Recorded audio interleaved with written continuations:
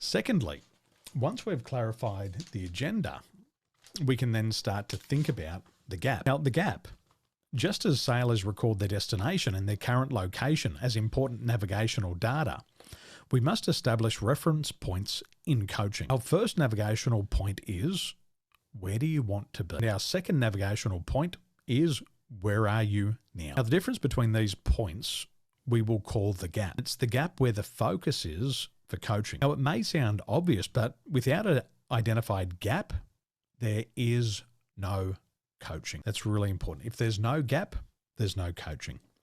Taking the time to discern these 2 points increases the effectiveness of the coaching, especially over time as the coachee works to close the gap. Now, the biggest pitfall for many leaders who are new to coaching is to immediately attempt to solve the problem without first identifying the gap. And that's where we need to ask really good questions. So what are the questions? Well, this is how we get started. Ask what the coachee needs from this conversation. What do you need?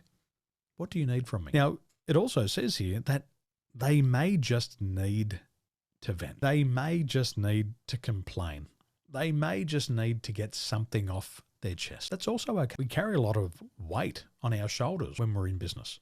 And sometimes we just got to shake it off. And if we know that, it's okay. That's part of our role as a leader. Secondly, resist the temptation to start problem solving too soon. So Melanie, remember back a couple of sessions where you went straight into the problem solving?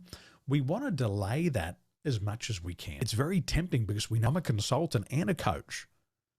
And sometimes people, but what they really want is coaching. And so when I'm hired as a consultant, I'm paid, but as a coach, I help you find the answer for yourself. So the consultant in me wants to put you out of your misery and just give you the answer, but that's not coaching. Does that make sense? So we've got to resist the temptation to start problem solving too soon.